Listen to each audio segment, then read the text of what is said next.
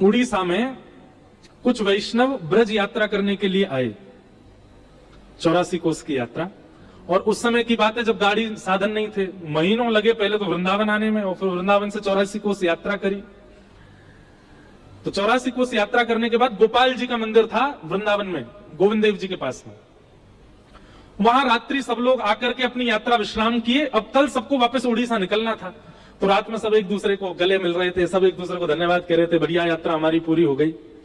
उस यात्रा में एक वयोवृद्ध थे, उन वयोवृद्ध की एक युवा लड़के ने बड़ी सेवा करी थी।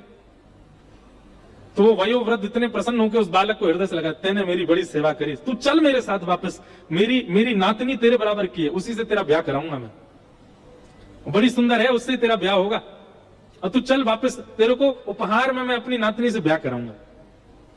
वो भी प्रसन्न हो गया, करा देना, हम तो बैठे तैयार। जैसे ही पहुंचे उड़ीसा, तो उन वयोवृद्ध ने अपने घर पे जाके कहा कि भाई यात्रा में एक बालक मेरे साथ था और उसने मेरी बड़ी सेवा करी, मैंने ये हमारी बिटिया है, इसके लिए वही ढूंढ रखा है, उसी से ब्याह कराना है। तो घर के कई लोगों ने नाराजगी कर दी, घर के कई लोग मना करने लगे, नहीं नहीं नहीं, वो तो ऐसा है, वो तो ऐसा है, उसके पिताजी ऐसे, और घर के सब लोग विपक्ष में आ गए कि नहीं, उससे ब्याह नहीं होगा। अब वो बालक दूसरे दिन आ गया,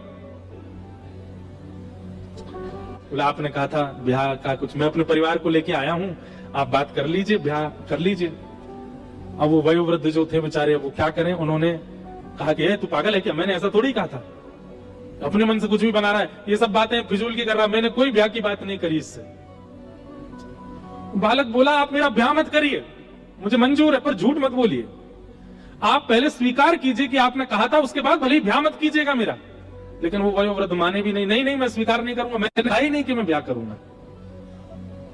महाराज पंच जुड़ गए, पूरा गांव इकट्ठा हो गया। और वो बालक कहे कि इन्होंने कहा था, वो वृद्ध कहे कि नहीं मैंने कहा ही नहीं, अपने मन से बोल रहा है। तो पंचों ने कहा भैया देखो, इन्होंने तुमसे कहा कि अपनी नातनी से ब्याह करेंगे, तुम दोनों के अलावा किसी तीसरे ने बात सुनी थी तुम्हारी? तो वयोवृद्ध बोला मैंने कहा ही नहीं तो सुनेगा कौन, किसी ने नहीं सुना। लेकिन वो युवा बालक बोला हाँ एक ने सुनी है। और वो वृद्ध कहे किसने सुनी? बोले महाराज वृंदावन में गोपाल जी का मंदिर था जहां हम बैठे थे, ऐसा शास्त्र कहते हैं कि ठाकुर जी तो सब सुनते हैं, गोपाल जी ने सुनी थी, उन्होंने सुनी थी कि इन्होंने मुझसे कहा है कि ये ब्याह कराएंगे। ये सुन के सब हंसने लगे। बोले अब गोपाल जी का सुना तो अनसुना सही है। पंच बिल्कुल रद्द होने लगे, मतलब पंचायत रद्द होने लगी, सब उठ के जाने, अरे ये कोई बात नहीं, नहीं गोपाल जी ने सुना है। अब बोले मुझे इस बात की चिंता नहीं कि इन्होंने कहा किसने सुना किसने नहीं सुना, आप लोग यदि उठ के जा रहे हैं तो आप सब वेद की बातों को असत्य मानेंगे कि ठाकुर जी सुनते हैं। आप लोग यदि यहां से उठ के गए तो मैं घोर नास्तिक हो जाऊंगा, मैं जीवन में कभी ठाकुर जी को नहीं मानूंगा। या तो मेरी बात मानिए कि ठाकुर जी ने सुना है, और अगर आप नहीं मानेंगे तो मैं जीवन भर के लिए नास्तिक हो जाऊंगा। गांव के सब लोग बोले तो बड़ी विडंबना। एक वयोवृद्ध बोले मेरे पास एक उपाय है, रुको इसको मैं बांध दूंगा, उसी चक्कर में बंधा रहेगा। बोले काम कर, वृंदावन जा गोपाल जी को ले आ, और वो आके यहाँ बोल दें कि हाँ इन्होंने अपनी पुत्री का ब्याह तेरे से निश्चित किया, हम ब्याह करा देंगे। ठाकुर जी सुनते हैं तो चलना भी तो जानते होंगे, ले आ उनको। वो विश्वास से वृंदावन चला गया और गोपाल जी के मंदिर पहुंचा महीनों बाद, और जाकर के ठाकुर जी से बोला मुझे ब्याह की चिंता नहीं है, मुझे किसी बात की चिंता नहीं है, पर मैं आपकी भक्ति करता हूं, मुझे भक्ति के प्रमाण की चिंता है कि प्रमाण करने के लिए आप चलो मेरे साथ। और वहां जाके बोलो फिर भले मेरा ब्याह ना हो पर आप साक्षी के लिए चलो। और बैठा रहा, ठाकुर जी वहीं खड़े हैं, कुछ बोले ही नहीं। पुजारी जी आए, कपाट चले गए, रात भर रोता रहा, मैं कुछ खाऊंगा नहीं, अनशन पर बैठ जाऊंगा, प्राण त्याग दूंगा। रात भर रोते रोते ब्रह्म मुहूर्त हो गया, सिर पटकने लगा अपना द्वार पे। इतने में ही भीतर कपाट के अंदर से ठाकुर जी बोले ए पागल, ये कलयुग है और कलयुग में मैं स्थिर मूर्ति बन गया, मूर्ति कोई चलती है क्या? बाहर से वो वैष्णव बोला मूर्ति बोलती भी तो नहीं है, आप बोल क्यों रहे हो? बोल रहे हो तो उसका मतलब चलना भी जानते हो। इतने में ठाकुर जी स्वयं प्रकट हो गए, प्रकट होकर अपने आप कपाट खोल के उसके सामने आके ठाड़े हो गए। बाहर जिद्दी तेरी बात मान गए। बोले तुझे ब्याह की इतनी जल्दी, हम वृंदावन में किसी से ब्याह करा देते हैं तेरा। बोले नहीं मुझे ब्याह नहीं करना है, मुझे उससे भी ब्याह नहीं करना, पर आपकी भक्ति पर प्रश्न उठाए, इसके लिए चलो मेरे साथ। ठाकुर जी कैसी बात करता है, मैं कैसे चला जाऊं इतनी दूर? बोले आप परमात्मा हो, आपके लिए दूरी क्या है? यहाँ से वैकुंठ इतना दूर है, यहाँ से सूर्य इतना दूर है, यहाँ से चंद्रमा, आप तो सब जगह चले जाते हो। उड़ीसा आपके लिए क्या एक पांव फलांगों से पहुंच जाओगे। चलो। ठाकुर जी बोले देखो हम ऐसे नहीं चलेंगे। 8 बार भोग लगता है वृंदावन में हमारा, सुबह से रात्रि तक, और रास्ता में भी 8 बार भोग की व्यवस्था करो तो हम चले। बोला मैं कर दूंगा व्यवस्था, पूरी अपनी संपत्ति लौटा दूंगा, लेकिन आप लो। तो पीछे पलट के मत देखना। भोग पाने के बाद जब हम चला करेंगे तो हम पीछे चला करेंगे, तुम आगे आगे चलना। बोले क्यों? बोले हम मधुर मधुर मुस्कान, मधुर मुराल, मधुर मधुर ढंग से चलते हैं, कहीं हमारी किसी छवि पे तुम मोहित होकर प्राण त्याग दिए तो? हमारी छवि तो प्राण हरण कर लेती है, अब हमारी किसी छवि पे तुम्हारे प्राण चले गए तो वन में अकेला रह जाऊंगा मैं, इसलिए तुम पीछे मत देखना। उसने कहा कि मुझे कैसे पता चलेगा कि आप चल रहे हो?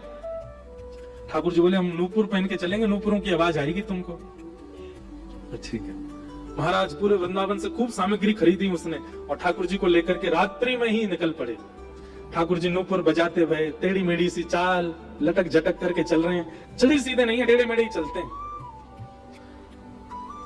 जैसे भोग पाने की इच्छा होती तो ठाकुर जी ने एक वंशी का रव कर देते तो वो समझ जाता कि अब इनको भोग की इच्छा, तो वहीं रुक के चूल्हा चिताते, कुछ बनाता, ठाकुर जी को पवाता। जैसे उड़ीसा आया, समुद्र के तट पर पहुंचे, चलते चलते ठाकुर जी के नूपुरों की आवाज आनी बंद हो गई। रेत, समुद्र की रेत प्रवेश कर गई नूपुरों में, और जैसे ही नूपुरों की आवाज आनी बंद हुई तो उसने पीछे मुड़ करके देखा तो ठाकुर जी कोई मधुर आसन बना करके खड़े थे, कोई मधुर अपने त्रिभंगी स्वरूप बना करके खड़े थे। रूप देखते पहले तो मोहित हो गया, दूर से बलैया लेने लगा, नेत्र सजल हो गए, ठाकुर जी के रूप लावण्य पर वारी हो गए। ठाकुर जी बोले हमने मना किया था ना, हमको मत देखना। ठाकुर जी कितने सुंदर हैं यहाँ। अब मेरी एक बात मान लीजिए, क्या आप यहाँ तक आ गए हैं, अब कृपा करो यहीं बस जाओ, अब वापस वृंदावन मत जाओ, यहीं रह जाओ। ठाकुर जी स्थिर हो गए। ठाकुर जी बोले अब हम आगे नहीं जाएंगे। बोले 5 किलोमीटर रह गया गांव मेरा, नहीं और चल दो।